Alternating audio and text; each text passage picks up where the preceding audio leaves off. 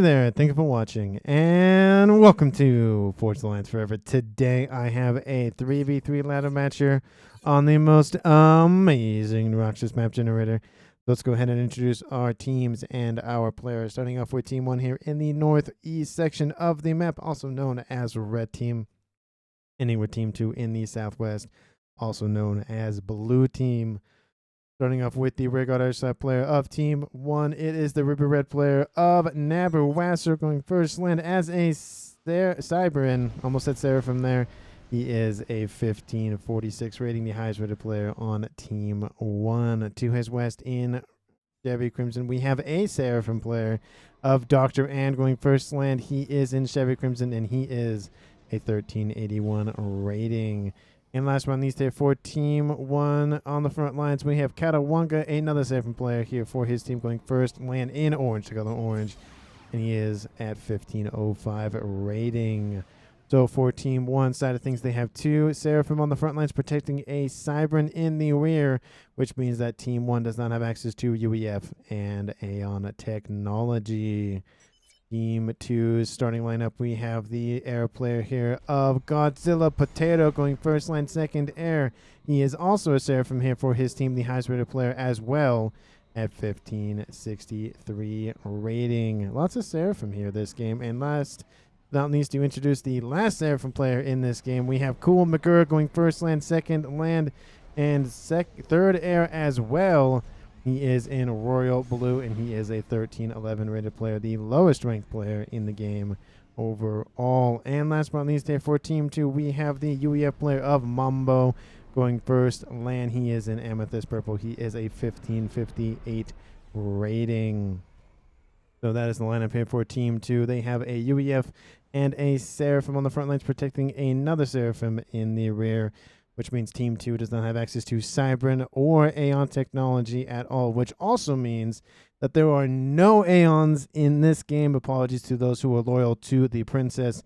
None of them have made an appearance in this game, but Team 1 has access to Cybern tech, while Team 2 has access to UEF tech. So we'll see if that balance of power shifts depends on the access of technology. We're going to see how the mass looks currently on the map in form of reclaim, and it's not a lot. 4,600 reclaim for 6 players is about 800 mass, which I have seen worse, to be fair. But it's not a lot. It's not a lot of mass. Does the map make up for mass points? There is a 5-star mechs in the rear, and maybe we can classify this as a 6-star mechs. This one's a little bit kind of like right about there. But we can call it 6 stars and call it good. Maybe I'll come up with a funny name for 6 stars or something. We have 5-star, like a 5-star restaurant. Anyway, so that is access for both teams.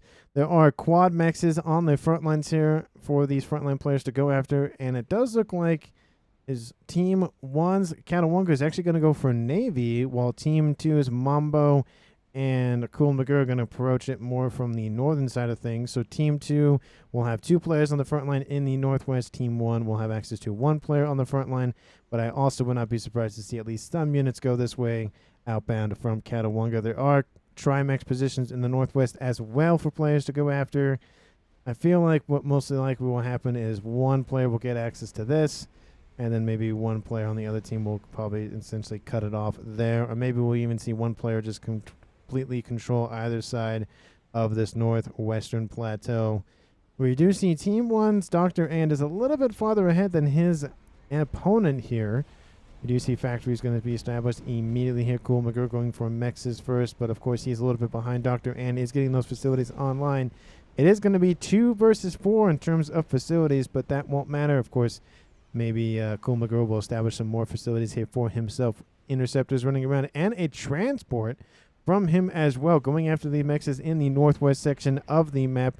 Going to start trying to scale his eco faster than his opponent, and with more build power on that front line, he might just do it. First naval facilities have been established here by both teams. We do see Mambo not moving with his comm to the water, but moving to the middle, while we do have Katawanga moving his comm, or just kind of sitting in over here, building a T1 torpedo launcher to be able to defend that first facility. More factories are coming online as time goes on in the water here for Team 2, and a transport outbound from the air player of Godzilla Potato going after a couple of these mechs here. It'll actually drop off into the corner. Just there's a little bit of reclaim up there. It's not a lot, but again, it's better than nothing. And all of the comms here for Team 2 are located on that front line. It does look like Coolmaguri is going to fall back a little bit to get that hydrocarbon, or at least assist in its construction. Then he'll go for a radar to get some nice intelligence going on here for Team 2. We do see the air player here for Nebraska pushing forward as well.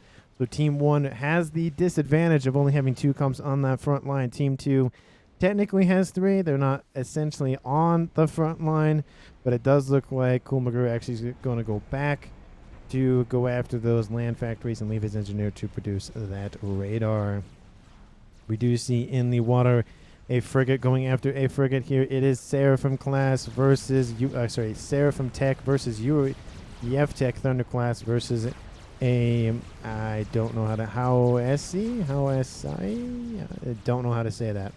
Anyway, we do see one little lonely engineer here for Team 1's Catawanga, going to be immediately reclaimed here by that engineer, trying to go after some mexes, but those mexes have already been built on top, which means that engineer has nothing to do. Radar coming online here for Godzilla as well. Going to be able to see what's going on, at least through the fog of war, at least a little bit here. Torpedo online will be able to shoo away any sort of nonsense here coming out from Catawanga for the time being. I wouldn't be surprised to see him build his own sub, and he currently is, so it's essentially the same build order for both teams, but unfortunately Team 2's Mambo is a little bit further ahead and has really just spammed out those facilities, 5 of them versus the 3. There are 3 more being lined up as we speak, but that does give the advantage here for Team 2 for the time being, at least for production capabilities. Large horde of Team 1 units moving to the front line here for Doctor, and supplementing, of course, the forces that Nabarweiser doesn't have because he's focusing on air.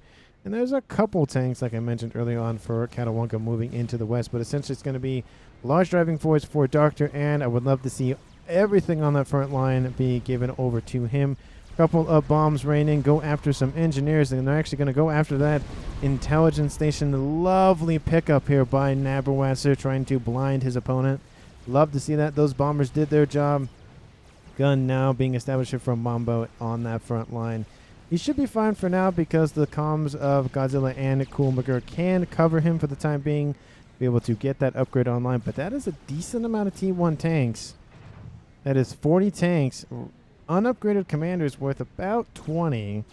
So having 3 on the front lines is definitely going to outpace that damage. Unfortunately, if those units get in pretty close, it might be the death of Mambo. And especially with Coolmaguri going for his own gun upgrade, if these units decide to go on this eastern edge here, it might be able to be enough to either force Mambo to quit that upgrade or just die off. Unfortunately, I don't think at this stage that will happen. Pretty close to being done, so he will keep that upgrade. And it looks like it was shared essentially evenly in the northwest. Unfortunately, it does look, unfortunately for Team 1's Doctor, and I had to look at all the names. Team 2's Coolmaguri does have the advantage in production for the time being. But Team 1 trying to spam up as many facilities as he can. And we even see the comm of Nabarweiser leaving the front line to go over in that position. Very interestingly, don't know if that was the smartest move, though. Of course, they don't know about the comms like we do here for Team 2. The gun comm for Mambo is going to start picking apart those units. You can see the move order has been move attack order has been established. A couple of engineers going on the east being chased by chasing one engineer outbound from Coolmaguri, and now Godzilla gets his own gun upgrade. So all upgrades here for Team 2 going for gun. No one on Team 1 has gone for any sort of upgrades. We do see units inbound trying to take out this production facility here for Team 1's Doctor, and Nabarweiser will be able to come in and assist. All the units have been killed off. Unfortunately, the facilities will go down, but at least Team 1 will retain control of the territory for the time being. Fleets being established in the southeastern pond here by both teams. Team 1's keeping theirs very close to the chest, while Team 2 is exerting their power over the water in the middle. We have another facility here in the northeast, in the east. I love that backup facility just in case. I would not be surprised to see Team 1 go for T2 at some point. And those units are moving in to intercept. Maybe they're trying to pull off units from the front line, but that's a lot of units to be down. And all 3 comms have gone gun.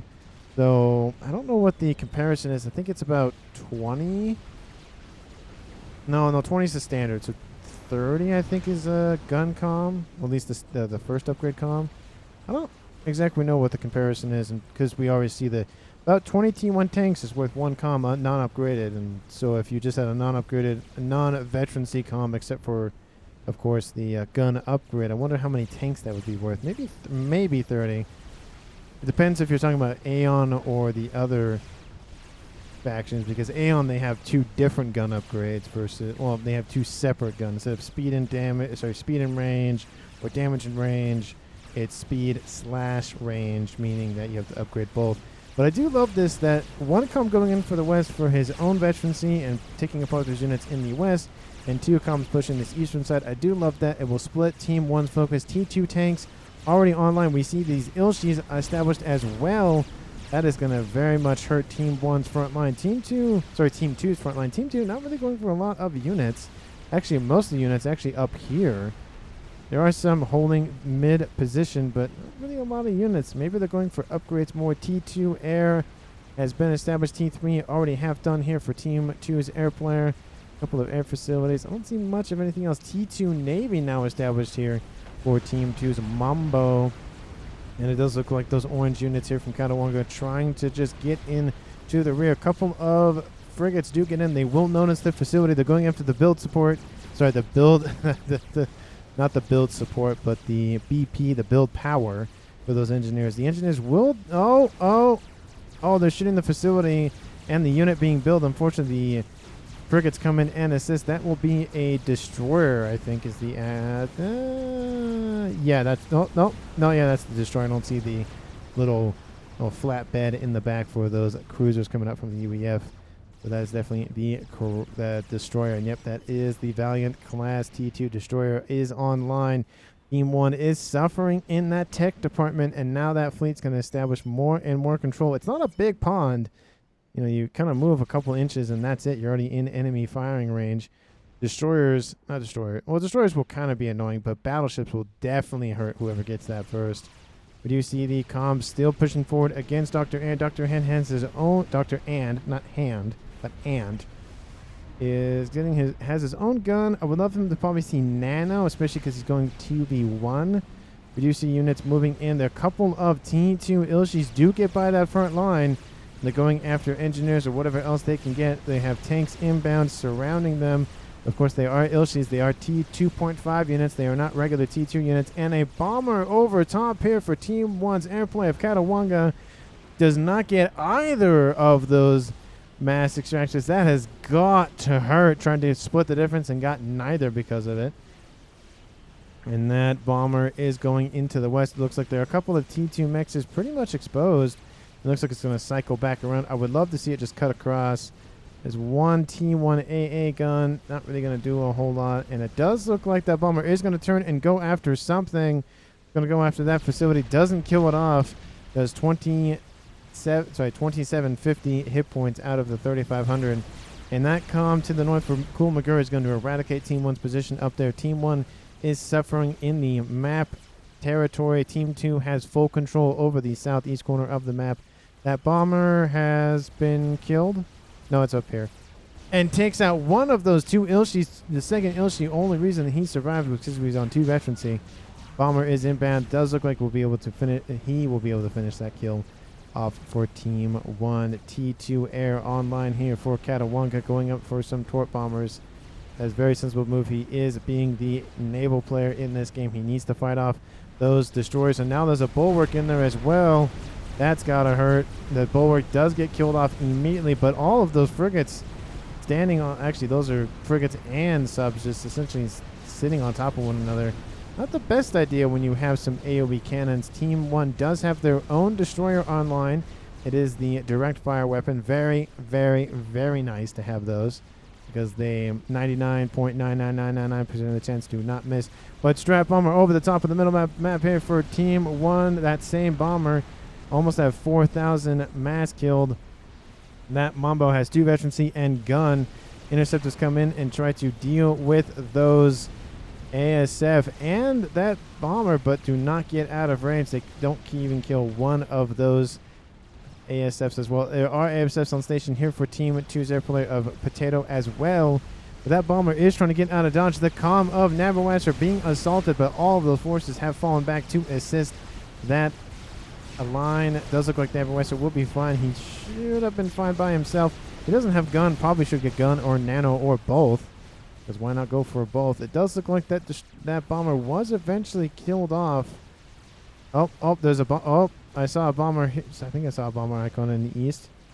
I saw some sort of thing. Team 2 does not. No, it's a Team 1 bomber, not Team 3. But it did have that triangle formation. I heard a strap bomber. At least I thought that's what it was. There it is. Coming out from Team 2's Zeplev Godzilla Potato. Going after Dr. Ann. He is suffering in the hit point department. Sub 5,000. That is less than a third of his hit points left alive. And that bomber is inbound. Probably going for T2 P-Gens. That's usually what those bombers usually go after. It does look like, unfortunately, we'll only get a mass storage. And there is T2 flak nearby. And an ASF on the heels of that bomber. Kills it off very, very quickly. Doesn't really get a lot of its value out of it. Unfortunately, another bomber here over the top here for Team 1. Lots of early bombers, and they're still going for it. Usually you have maybe 1 or 2, but I think this is the third bomber we've seen outbound from Navarwasser. That is the first bomber we've seen from Potato. But that is the third bomber. It's doing a very good job. I would love to see maybe some Vol through gunships. Well, he's a Cybran, so he would have Whalers or Jesters or Renegades. So T1, 2, or 3 gunships at his disposal. Probably T2 would be better just to go after these units. There is a flat cannon nearby. Team 1 engineers being spammed up, but need more offense in that regard. There's a couple of mechs that have been killed off, and Team 1 still fighting to take that upper plateau. I think they're thinking if this position falls, they can easily do a hook maneuver and do a hook / pincer maneuver and completely knock out that fire base here in the middle. Definitely what they're thinking about. They want to do a similar thing and constantly push this, and they're doing a pretty good job of it. Large lineup of T1 forces here for Cool McGurr. I don't see any T2 in the mix. Oh, no, there's a couple of Ilshis in there. I don't see much of anything else, though, unfortunately. We do see the gunship, and it has been decided to go for Whaler. It should target the thing that's shooting at you first. There it goes. We'll target that AA cannon first. Does look like those Ilshis have taken out this 5-star mechs position. I almost said quad mechs, but it is 5 stars. Does look like there is a force attacking here outbound from Katawanga. He wants to isolate Team 2's Navy. Of course, those laser cannons on board those destroyers, super deadly. Of course, the UEF borrowed, most likely, or reverse engineered the destroyer and put it on their Neptune class. Those things are deadly. Very good against T1 and T2. I thought I heard an explosion somewhere, but maybe not. Looks like it was probably just something dying. I have like almost, not PTSD, but I'm like, explosion. It's like, But you see that attack does continue forward here outbound from Team 1's main base from Dr. Ann. And there's a couple of Authors in the mix as well. And with this T1, some T2, but mostly T1 force is just paper thin. Not enough hit points, not enough damage, not enough anything. Drop bomber inbound going after that build power. Kills a lot of those engineers, but it does not matter. We see some bombers as well, regular T1s. And it does look like Team 2 is able to hold off most of those ships outbound from Katawanga. They are targeting, I don't know where that shot was going, but they are targeting the destroyers first. Definitely the best pick there. That destroyer is being ripped to shreds by those lasers. Of course, the T2 destroyers for the Seraphim can submerge, so they can't be attacked by regular air quotes, but normal deck cannons, I guess would be the word that I would use. But it can't be shot by torpedoes, of course. They're in the water. They're gonna, no matter what you do, as long as you're in the water, torpedoes can hit you. Doesn't mean they will hit you, but they can't be hit by it. Another T2 facility online, trying to spam up some more ships. This is the main production facility. If Team 1 can knock this out, this would be a lot of bombardment happening on the water side of things. And that attack is still going. I heard a strap bomber somewhere. Where is it? It's in the rear, going after the expansion of those mechs is here for Team 1's air players, severely knocking out a lot of his eco. Haven't even talked about eco. We'll talk about it in a second. Looks like that Navy's going to be a lot back and forth. Takes out 2 T1 mechs. Is not really a huge loss, but still mechs does hurt. Lost 1, 2, 3, 4, 5, 6 mexes. Most of, if not all of them, were T2. I don't think any of them were T3.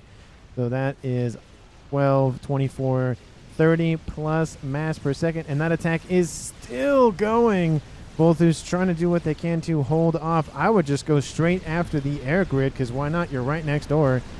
And that Otham still leading the charge. You could get at least one of those T3 pigeons, maybe even two of them. That would knock out most of that air grid. They're going after the mass, though, and there's a lot more Volthu gunships and Team 1 support as well. We have those Ilshis, and they do some damage, but it doesn't look like they'll do as much damage as that one bomber did here for Potato. But look at that attack, cutting just a knife through butter straight down Team 2's infrastructure. That's got to hurt. That's a lot of mass gone in total in terms of overall. But Team 1 is overall suffering in the mass generation department at 250 mass per second, while Team 2 is closing in on 400, so over 100 at a minimum, if not 120 and 30. And let me know down in the comments who you think is going to currently win this game. Navy is a huge back and forth between these two players. Team 1 has done a considerable job of forcing back Team 2. Comms on the front lines here for Team 2, trying to hold off that attack. A lot of it has petered out, but more Othams appearing and some lightning. Actually, that's a shield.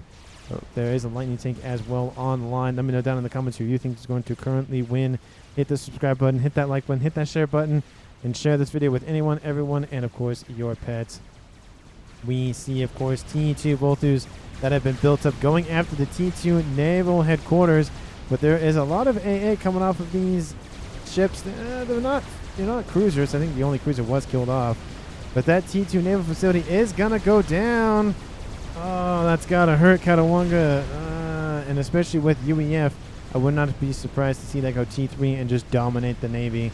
And those gunships are really wreaking havoc on Team 1's Navy. A lot of the ships have died off, but there is, of course, those nasty little governors just raining missile fire in constantly. It does look like the Volthus are being pretty whittled down by the AA on those frigates. Of course, those frigates are pretty pitiful, and you don't want to land your ASFs next to laser cannons. Probably not the best idea to do. Dr. Ann says, don't know what's going on over there. What? I don't know. Anyway, Team 1 has done a considerable job now owning the northwest corner of the map. There were only 2 mass points in the southeast corner, so definitely the better end of the deal here for grabbing that. We are 22 minutes in. A lot of T3 mexes have been established. The core mass and other outlying mexes have been upgraded. Transport was inbound, maybe with some Team 1 Zooey or whatever the case may be, but that was shot down. Those Volthus have been shooed away, but now that Navy has a lot of firepower left and a lot of facilities have been knocked out. Katawanga says, I am done with this, and retreats.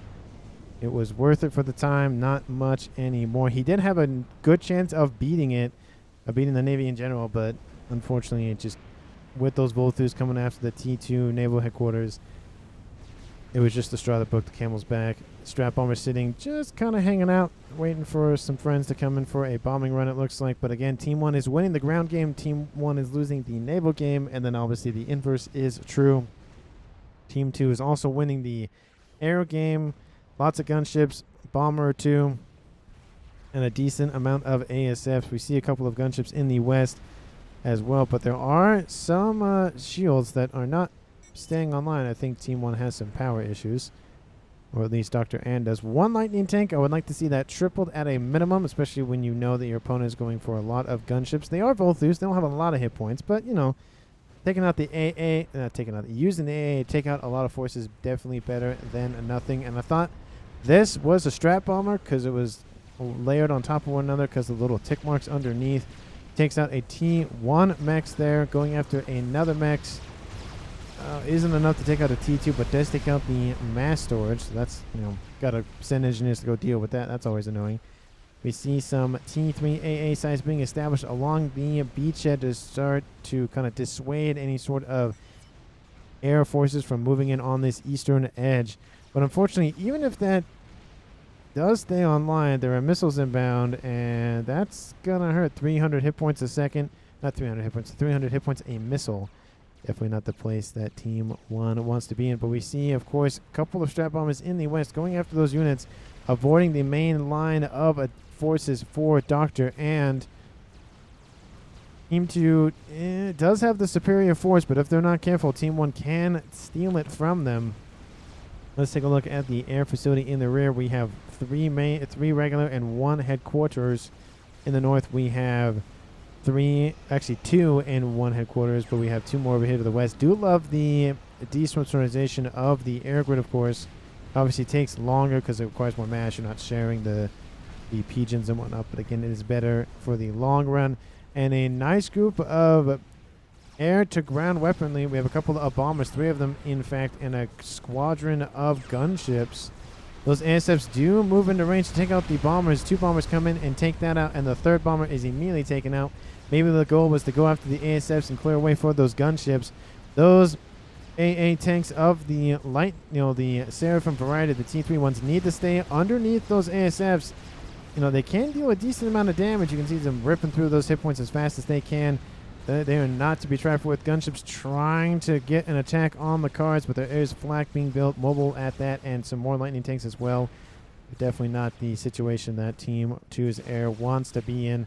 They're essentially trapped behind enemy lines, and all you have to do is send in some AA and call it good. Another mech goes down. That's always got to hurt. But we see, of course, the bombardment is occurring from the naval side of things for Mambo, and that is probably one of the reasons why he went into the Navy, is because he is UEF. A Seraphim can do it as well with the missiles, but just governors are just the epitome of very, very annoying. You do have the Aeon T3 Torrent missile ships, to be fair, but still. Leading some shields, not protecting the Othams, definitely not the best idea. There is, of course, a lot more AA here for Team 1. Utashala's T2PD trying to cut at some of the hit points here for these units. There is I thought I saw a sniper bot. There is a sniper bot mixed in there. Definitely not the thing you should send in there, but Team 2's Cool McGrew staying on the front lines. He has regular nano, not advanced, but better than nothing. T2 on the way here from Mambo. He's at 4 stars. Cool McGrew's at 3 stars. Both comms definitely get at least another veterancy here if they survive this attack. ASFs have fallen back. The gunships, and there is a bomber over here. So Team 2 really wants to exert their power with the air forces, but I don't think this attack really went the way that Team 1 thought it would, and essentially just leaves a bunch of mass on Team 2's doorstep. Definitely, again, not the position you want to be in. A couple of the PD have been taken out. The shields not staying online anytime soon. There is a T3 Omni. Would love to see that be taken up by that sniper bot, but it doesn't look like he finished the job. Definitely a missed opportunity there. Of course, this situation is just going to get worse by the minute as more and more cruisers are going to be built. I don't think T3 will be built, just because I don't think there needs to be that much of an emphasis. The battleships do have, of course, the best range, but at least for the time being, Team 1 is hurriedly building up T2 TMD. So at this point, if I was Mambo, I would start, either spamming more of that or kind of sit with what I've got and do something else. This facility down south could be producing a bunch of Zui, just annoy this front line. I think there are some Zui built up. They just haven't been given the orders quite as of yet, and this Navy side of things is just blockading any sort of access to the water. The Team 1 is stuck on dry land. They got to find a way to fight back in a different sort of way, and ASF definitely would be the way to go. Gunship, a massive amounts of T3 land spam, anything to force back Team 2. Team 2, of course, is pushing on the naval side of things and the air, but is losing the ground game slowly but surely. Now they're back to here. But if we were to zoom out a little bit, Team 2 does own about, I'd say, 55% of the map, but there's not a lot of mass down here. And it's essentially not bifurcation, the symmetry is along the diagonal here. So Team 1 actually is inheriting more of the mass of the map versus Team 2. The way Team 2 would combat that is either mass fab farms or, of course, the RAS comms. We do see more bombers built up. We might see a sniper attack inbound, or we might even see just an assassination of some more of those mass points. Team 1 has caught up in the mass, 730, 710 versus 770. Not the 100 or so they were behind earlier on, but still, that is a decent amount of jump. They need to find a way to fight this. And there goes those Zui, as I mentioned earlier. And look at this. T1 engineers producing some T1 land facilities. Mambo is switching from Navy to land, is just going to start the incursion in that regard. With the Charlotte going to be able to cut through a lot of this, and T1 PD as well. Zui probably shouldn't have gone that way. They probably should have gone this way. There's a lot more over here they could have taken out. They were probably going after the TMD, which I don't blame them. The the tactical missile range on those cruisers is not super wide. They can attack anything in this yellow circle, so they can hit the T3 land headquarters. That'd be a great grab to get.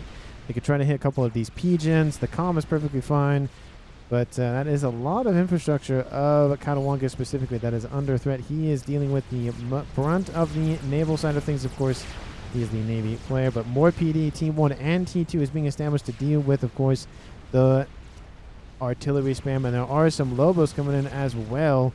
Lots of mobile artillery here from Team 2 in the west. It's not bad. It's not great for Team 2, but it's not bad. Team 1 is kind of holding a position here, not really wanting to push in. There is a decent T3 force, a lot of Othams. Don't see any Percys, though, very interestingly here from Mamba. I know he's focused here over in the east. He has T2 land, producing those Riptides, and I think he's starting to send, he's starting to send some over as well. Again, trying to go multiple different directions in sort of the, once you conquer one field of war, you try to transition into another one, or you just press hard in that field of war. So naval side of things, you can only do so much in this game. If the water stretched all the way close to the rear, then he would definitely push more with it. But it's just not worth the huge investment. He may go T3, but he might decide that later on if the land spam doesn't really yield any sort of results. Coolmaker builds the first experimental of the game, I believe, here at 30 minutes, and it... Oh, I thought it was the bomber. It is a chicken, and that will definitely disrupt Team 1's front lines. Where are the Monkey Lords for Team 1? They have Cybern tech. Of course, the air player is Cybern, but giving over a couple of engineers could essentially, the Monkey Lord is, of course, the cheapest. The chicken is behind that. Advanced Nano coming on for Coolmaker. He has Spread. What's the one for Coolmaker? What's that one called? Right is the Refracting Cono Dampener. Increases gun. AoE. Yeah, it is the Spread. It's the AoE cannon. And just the amount of missiles raining in from Team 2's fleet is just ridiculous. Those TMD are doing what they can.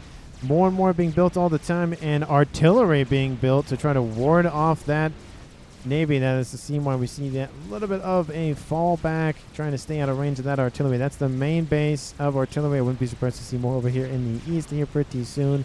Line of shields, lines in TMD, and that sort of thing. ASF fight. Isn't going to happen. ASFs are in the middle here for Team 2. That chicken is going to move in. Lots of lightning tanks in the mix. Going to chip at a couple of those ASFs. Not going to feel good in that regard. And the attack is inbound, and it is not feeling good. Chicken is in defense, but Team 2 has the bigger land army now. And, I wouldn't do it. There's a lot of cruisers in that mix. I wouldn't do that, but they're going after the bomber. That's why. Bomber going to land. Take out a couple of those defenses, not a lot. The bomber will land in friendly territory here for Team 2, but all those ASFs are gone. Team 2 sacrificed that bomber for air control and dominance at that. Team 2 definitely has more than 50 ASFs for me to qualify that as air dominance, just on the, 77. That is a lot of ASFs to be down here. And here come the strat bombers. If the bigger... the big dad, not the big daddy, that's from the Bioshock, and I would not want to, nope. No, I'm not going to call that. Nope. The bigger brother, there we go, of the Awasa bomber didn't get the job done. A squadron of T3 strat bombers will do the job as well. You can see the shields did hold. Unfortunately, those missiles are raining in, and the shield can't hold all that missile fire. This is the weaker edge. This base completely fine. Multiple shields and whatnot, but that is going to hurt. Here come those strat bombers, and we're going to slow it down just a little bit. ASFs are waiting in tow for those bomb. Actually, I turned off the wrong symbol. Whoopsie. Hold on. Turn off the wrong symbol. There we go. Okay, we want... I know, I'm pausing for a second. Oh, I can't... It's annoying. I can't select a player when it's paused. There we go. We'll go the rear one to get some better camera angles, and I'm going to slow it down, turn off all the symbols, T for tracking, and then speed it back up to 0. They are inbound. Where are they going? They're going for that air grid, and that is not going to feel good here for Team 1's air player. 2 chickens made a comment by Cool McGurr. Here they come. And a lot of A-steps going in for protection. Going to hit that shield. Going after the comm directly. 2 bombs. Impact. It is not enough to kill off the comm. It was enough to take out the shield emitter, but that's about it. Lots of AA was built. And all of these ASFs are not going to have a happy day. They're going to try to get out of dodge as quickly as they can. I do love the lightning tank just kind of sitting over here. And they're just going to spam out all those surface-to-air missiles as fast as they can. And other T3, direct fire weapons of the Seraphim variety. 2 chickens on the front line. Made a comment here by Cool McGurr. Looks like the chicken here for Team 2 has fallen back. Should have pushed the advantage while they had it. Now the 3rd chicken's online. Team 1 not completely, but mostly ignoring the T3 land spam and going for those T4 chickens. It was a nice attack to witness, but did not kill the comm. The shield was just enough to ward off most of those bombs. He did take a beating. Half of his hit points are gone. While we should thinking about getting some upgrades on that commander. Nano and T3 engineering suite definitely come to mind for him, especially if somebody tried to snipe you specifically. Definitely a good idea. ARAS online coming online here for Dr. N to get his eco up and running, at least for his personal ACU. We do see no gating in as of yet. We should see that pretty soon if someone goes down that right. Usually it's either massive amounts of SACU spam or RASCOM spam or massive amounts of mass fabs. Maybe sometimes it's a mixture of both, but usually it's one or the other. But we'll see. Another bomber is inbound. Trying to stay out of range for the time being. Will kill off a couple of lightning tanks, but there is a lot of AA starting to be built up all the time here. Those ASFs trying to protect that bomber as much as they can and as fast as they can. ARAS has been completed. And where is that bomber? Where'd it go? Oh, it's back here. There it goes. It's going in for another bombing run. We'll check out the chicken situation here in a minute. Going to get some nice camera angles. Not going to pause the video for that. There goes the bomber. Going to go after some mass extractors. ASFs inbound from Team 1. Will it be enough? I don't think so. Oh, the bomber slows down. ASFs fly by. It was in the red, so just barely. All 5 of those mass extractors do go down. T2 flak trying to be used to ward off that incoming units. That bomber will be warded off, of course, for the time being, but now 3 chickens going to start punching through that front line. Team 2 is struggling to keep their front line land situation under control.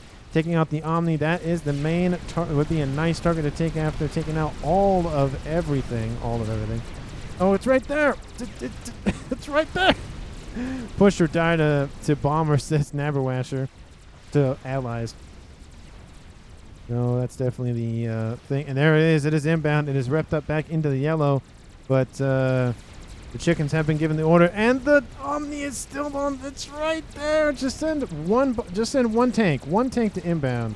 Deal with that. The chickens can't decide what to do. Lightning tanks do some damage to it. Drop that bomber into the red. Some of those units have been killed off, and it does look like one chicken decided to fall back while trying to wait for his little sister, little brother, little sister and Big Daddy. Those are the two most famous names of not units, but beings in the BioShock universe.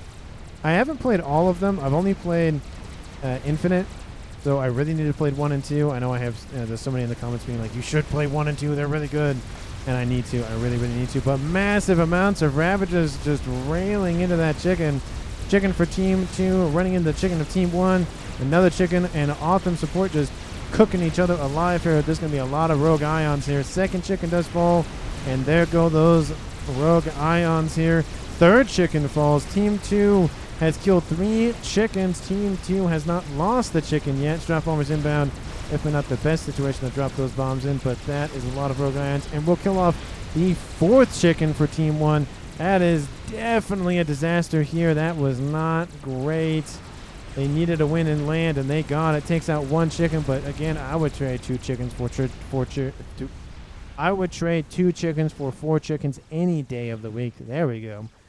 My tongue would not work very well there for some reason. Look at all the ion storms. Look at it. Just running around the map here. That's a lot of rogue ions. That is a lot of rogue ions. That has got to hurt. Lots of death and destruction, but of course that means more mass to reclaim on the map. Currently, we're sitting at 140,000 mass on the field, and half of it on Team 2's doorstep. Actually, probably more than that, but still more than half of that mass on Team 2's doorstep. That is a ton of mass, and I feel like Team 1 might have just handed Team 2 the win just with that one victory. There is another chicken inbound. Team 2 does have a lot of build power. Not build power. They have a lot of attack power, some PD to support defenses, but they have no experimentals. More bombers are stacking up here, trying to go for another attack in terms of strat bombing or whatever the case may be, or in terms of strat sniping. But I guess that is what you're doing.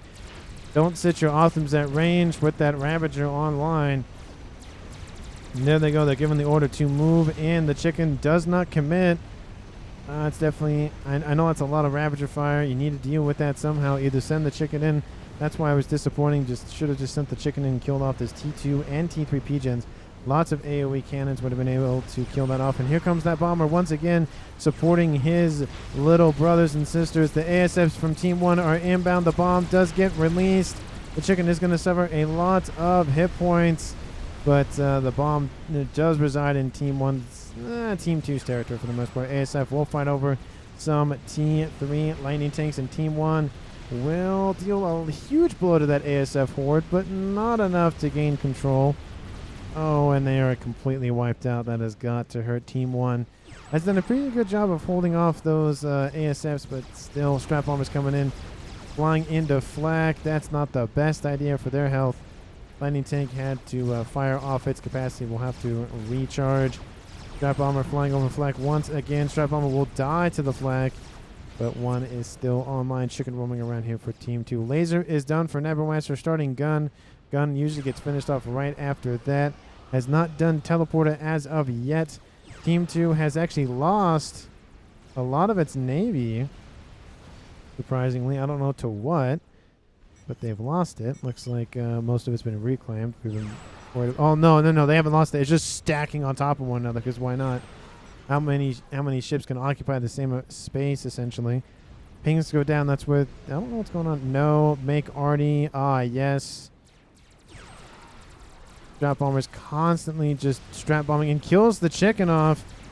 Oh, takes out the strap bombers as well, but one of those experimentals is dead. Where are the monkeys and where are the crabs? Where are the everything for the Cyber player? I know he's focused on air, but when Team 1 is just pumping out chickens, you would think there'd be a monkey mixed in there.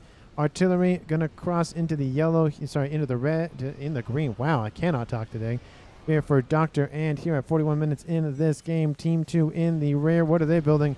They're building their own Hubatham, but unfortunately they're a little bit behind the pace. Essentially, they haven't even started construction yet. Spy planes will notice at least that regular formation. Probably assume it's something of great value. And a lot of SMDs, 1, 2 right next to each other. Not the best place to spread out SMD. They probably should have put one over here.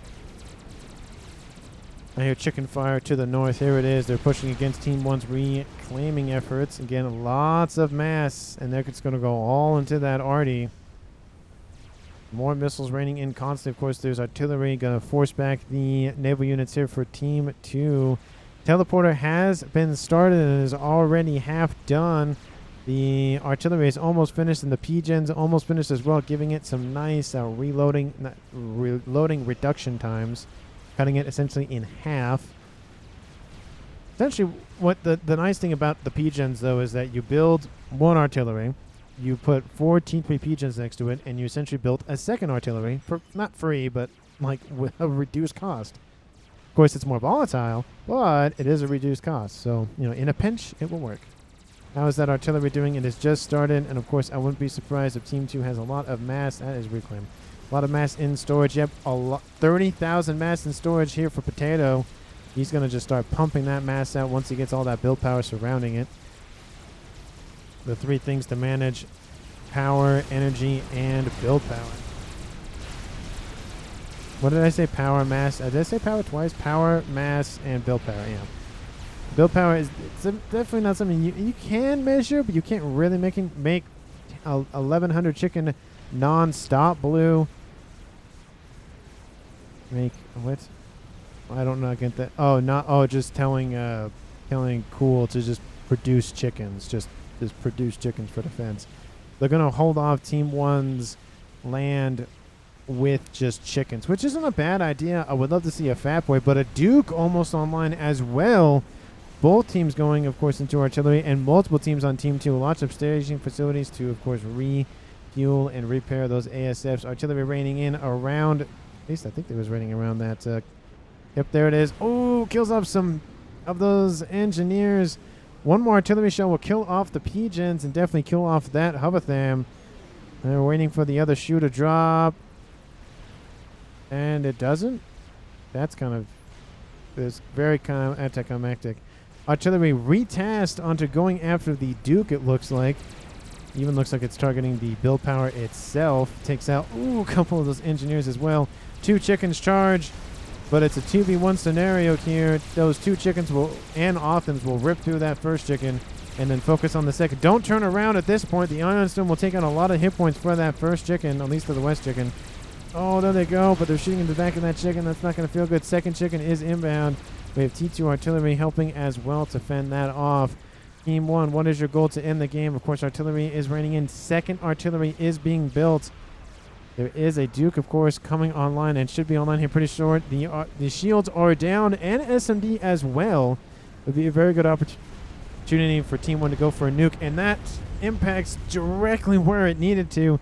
Takes out that Duke. That has got to hurt. Team 2 has lost their only artillery, and the second one is being built. That Hovatham does have a lot of nearby shields, not necessarily, well, exterior shields, not necessarily nearby and supporting shields.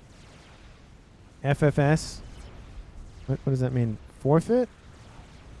I don't know what that means. I don't think Team 2 is going to... That's not time to forfeit yet for Team 2. They still, they lost the Duke, but that's not the end of anything to worry about. They have another artillery coming in from the west, so everyone on Team 2 going for artillery. Is Team 1 doing the same? No, just massive amounts of protection here for Katawanga. Massive air grid here. No, it's only one player on Team 1 going for artillery. That will definitely yield the favor for Team 2 as the game progresses if the artillery stays online. Of course, the first Duke was killed off. It is going to be rebuilt on top of it. It has lost a lot of its mass because of the explosions. Only 1,200 mass to scoop up, but that's, of course, better than nothing. How is that Hovatham doing? It's about to tick over into half, and that first artillery piece for Godzilla will finish. Not with a lot of PGen support, but they are severely damaged. So once the shields, if/when the shields fall, those would definitely destroy that artillery. So either repair those, put more shields up, or do all 3, which is build another one, because why not? I feel like this game sometimes is just, why not do that? Because why not? What is the reason? Just is. Artillery raining in for the air grid and is doing a decent job of keeping the shields offline. Doesn't have a lot of shield support. We'll take out an emitter. That's got to hurt. There is a shield in the middle of that air grid. Love to see that. It isn't built, though, but it's planned. Oh, it takes out... What was that, a mass? That wasn't a mass fab. That would have exploded everything. I think it was a... I don't even know what that was. Here is a staging facility. I just couldn't see. And artillery still raining in. Won't hit the shields, though. No, it won't actually kill off a air facility. But the first artillery is built here for Team 2's Godzilla Potato. Duke is being rebuilt. It's going to take a while. The Hovatham is in the green, so a second artillery is coming online. Team 1 is about to finish their second artillery. They are ahead in artilleries online. The third one about to be started needs more shielding. One shield is not enough, especially when the other team has artillery. ASF are inbound, and that is a ton of ASFs here for Team 1. And even if Team 1 loses their fight, there's not a lot of... Oh, turn around. What are you doing? Oh, that's not the best engagement there. A lot of the air grid has gone down, and the T3 air headquarters as well has gone down, which all that means is they can't produce anything until a headquarters is rebuilt. And it does look like I said, even if Team 1 doesn't kill off all the ASFs, they can outproduce Team 2, and it really doesn't even matter in that regard. Now we have 2 artilleries firing back at one another here for Team 2, and with the shielding being the way it is, that is not going to feel good as time goes on. Half of the air grid is down. Team 1's air player did not shield it. essentially going to be a trade, and I thought I heard a bomber somewhere. Maybe it was a strat bomber. I don't know what it is, but that's what I hear. The comm has landed, taking out the mass. He could have gone straight in for the comm. There is a couple of T2 Utashalas nearby, but he's going to teleport out of there. Great grab here by Nabarwasser, taking out mass for his opponent. And it's just going to be trading artillery constantly here for Team 1 and 2. Needs more. You will never get a...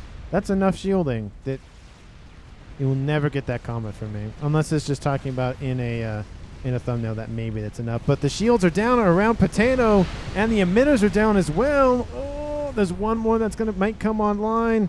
But the Havatham is almost destroyed. Of course, it can still fire 100% of its damage at... Oh, that was close. How did that not kill off that emitter? That was very, very close. Nabarwasser making a comment that there is artillery up north.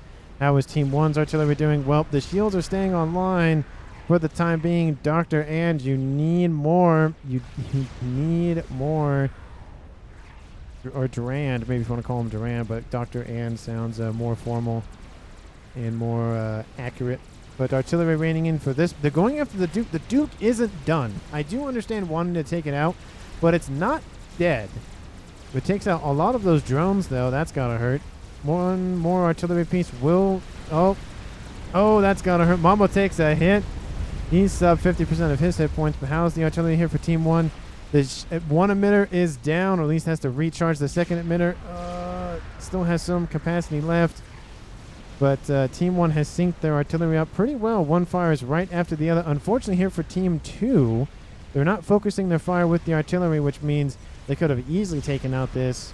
And there is some support on the shield as well. They're building more... artillery. Need shields, at least on the other half as well. Artillery now raining into the... Oh, where is it going now? Don't go after the mass. Go after the artillery that's actually shooting at you, please. Oh, it is. It's just really, really off. Shots are inbound. The capacity on the shield is falling. Team 2's Potato is assisting, and more P-gens are being built around it. It does look like with the assistance, that might be enough to hold off all shoot here, says... Okay, Potato, I appreciate the comment of all shoot here. Have a little icon so that me and other people can see it. But 4 chickens on that front line, and they are building chickens very far forward. Our T3 mixes as well, because why not? Utashala is being spammed up as well. They need to take out that front chicken. If the front chicken falls, these chickens will hold off their movement. But you're throwing the perfectly healthy chicken, and that chicken's going to die. Oh, it's a chicken for chicken, and that ion storm's going to hurt. That's a lot of ion storms. More chicken. It's just a chicken war over here. It's the chicken wars have begun. It's just so many. That's so many chickens. It's so. Can we see the chickens just being built instead of the clone wars? It's the chicken wars. Jeez. I'm trying to get a nice little. Like, there's more chickens being built. There's chickens in the background, and there's more chickens over there. And Team 2 is winning the chicken war for the time being, but they're going to send that badly wounded chicken to the front lines. We'll kill off the PD. Great move by that chicken to sacrifice to take out the defenses and then have those chickens wait for another brethren to move in. It is still 2 artillery versus 2 artillery. Shields need the assistance if he doesn't want to build more. I do understand just assisting a couple, but there is this concept of there can be enough firepower to prevent you from recharging the shield capacity faster.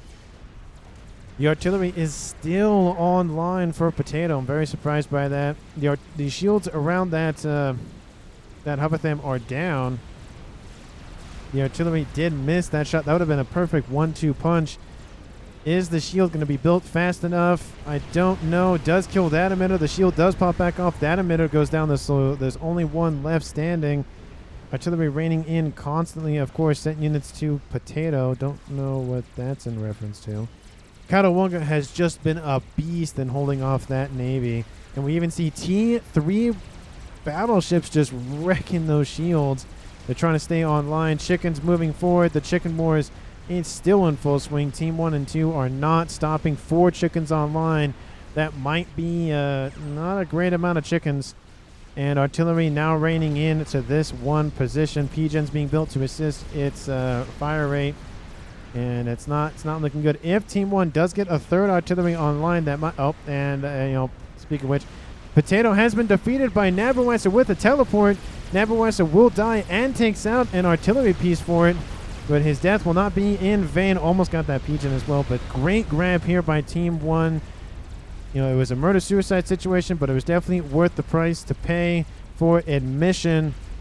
The artillery is down, which means Team 2 only has one active artillery. And there it goes. It is down anyways as I speak it. Well, I had one rat in my... I had one AK rat in my team. Says Potato. Did nothing whole game. Talking about Mambo? Because Mr. Not Cool McGurr, but not Mr. McGurr, but Cool McGurr done a great job. I wouldn't say did nothing. He grabbed Navy. But I mean, he could have done more. I do feel that. But he was trying to punch through the shields. Of course, subcom brain is a thing. Team 1 still can lose this. There are 3 chickens online still. Team 1 does not have accurate defenses to really hold this off. They need to start spamming out T2 and... Actually, we only have T2 pigeons. Or sorry, T2 PD. We have T2 artillery being focused by T3 artillery. That's always got to feel nice when you have... a giant cannon that can shoot way farther than you targeting your little cannon in comparison. T3 Rambocom with the EMP running around. Of course, the EMP does not affect experimentals and doesn't affect shielding. Kills off that shield at the minimum. But there come the chickens. They are inbound. Chicken wars are in full swing. Artillery raining in to kill Mambo's base off. It's a 2v2 game here. 54 minutes in this game. Well, Catawanga could have gone for him earlier on, but I think wanted to wait a little bit. And, waiting was that the better move? Could he have gone for it? I don't know. Let me know down in the comments if you thought he could have gone for it earlier on. I don't know if killing off the defenses is the best idea. I'd kill off mass. I'd kill off intelligence. I'd kill off everything. But everything is being sent for that artillery base, and we even see Team 1's Dr. And leaving. He does not have accurate defenses. He has 1 chicken. That is it. 3 artillery are gonna go down unless Team 2 can muster up a lot of defenses, and the T2 spam is in full swing. We have Corsairs. I think those are Corsairs, right? No, those are ASFs. Those are not Corsairs. It should be producing some Corsairs. First chicken is almost down, is pretty close near those pigeons. But the first chicken for Team 1 is down, 1 and only chicken. Second chicken being spammed as quickly as they can be. Second chicken is inbound here from Catawanga to assist. And that Ion Storm is ripping through that artillery. It is not going good. There goes the first one. There goes the second one. Oh, nope, spoke too soon. What are they? They're targeting they're targeting the chicken so it doesn't get built. And even if they die on top of that artillery, so it doesn't even matter. Great move by Cool McGurr. Took me a second to figure out what he was doing. The artillery was not targeting as much as they probably could have. And spam arties, you moron, says Godzilla Potato. And more chickens down here from Mambo. I mean, yeah, chickens are nice, but yeah, I think I might agree with not Cool McGurr, Potato on that regard. Second chicken is down. Third chicken... Oh, it's going to die here pretty soon. 5-star experimental has 4,000 hit points left. Oh, is it going to get out of range? We have some Rascom. Rascom's trying to charge it as well. Oh, those AoE cannons are going to hurt. And there it goes. Kills off that last chicken. Team 2 doesn't have any sort of ground support. We're getting a bunch of mass per second. And the invasion from the water has commenced. And this game has really flip-flopped constantly. That is an artillery. Oh. Team 1 built... What? Oh, yeah. Team 1 has built their own. They have a disruptor online. AFK players, my team. AFK players on my team. Potato's like, what are you talking about? We do see Team 1 has actually lost Doctor, and essentially everything is under the control of Catawanga. It's a 2v1 for the most part. I have this pink guy doing nothing for 30... Pink guy? What? Hey, he's not pink. He's purple. Definitely not pink. But that's a lot of battleships in a small pond here. And let me speed this up a little bit, because essentially the game's kind of just died. Yeah, Team 2 has now regained a lot more of control of the map. ACU is pings by Godzilla. 2 ACUs hanging out next to each other. Not the best idea in that regard. Reclaiming right now, building artillery would be the best idea. Getting some Team 1 factories to pump out some engineers as well. Lightning Tank's going to hold off any sort of spy planes. ASF's going to do the same thing as well. Autumn's being thrown on the front lines to deal with that spam. They have torpedoes on board as well, which will definitely assist that regard. There are not any, there's a couple of destroyers, but not that many. It is going to take a while to chew through all those hit points, though, to be fair, so nothing really super well. Put ACU in water. It says potato to allies just to protect it from any sort of strat snipes or artillery, whatever the case may be. And we can probably even speed this up to 3 plus. You can see the invasion from the west is slowly commencing. Chicken is outnumbered in terms of support and in terms of firepower and in terms of everything. Nuke is online. Didn't even notice that was built. Second one almost loaded as well. Where is it? Do not go for the Navy. That is not worth it. You've held off the Navy for that long. Going after mass. This SMD is not online. It is online, but it isn't loaded. That would have been a great grab. This SMD is online. Has 7 missiles in its clip. Team 1 was kind of back and forth between the driver's seat and the passenger, essentially. Bomber is on line for Team 2. That's going to wreck something. Nuke is going to be loaded. Once again, shields are failing. I think Kanawanga doesn't have a lot of power. He has some, but not a lot. And Chicken's inbound once again. Again, the chicken war is still in full swing. And here comes that bomber. It is inbound. Arnie this time says Nabaweiser second. Nuke is inbound. What is it targeting? Targeting this position. Going after mass. I don't agree with that at all. I could have gone after chickens. Could have gone after a whole bunch of stuff. I mean, I get you want to take out the T3 Mechs, but I mean, even I feel like the Navy would have been almost a better choice at that point. The chicken trying to scale on the northern side. 2 chickens trying to run away from that ion storm. 2 of them severely wounded. Bomber should be inbound. More chickens inbound as well. Bomber is running around the map. Team 1 is slowly losing territory. 1 hour, 1 minute in this game. I thought Team 2 had lost this game, but they have pulled it back from the jaws of defeat. Chicken inbound to the south gets killed off. More chickens inbound to the north. 3 chickens, and of course the 4th one. Monkeyloids being spammed up. A second disruptor being built. Dr. Ann is underneath shield coverage. And he doesn't have anything. He has Corsairs. Will it be enough, though? Will the Corsairs be enough to hold off this chicken? Rascom's going down. T2 Tickle Cannon's coming online. Kangawana is defeated by Mumbo.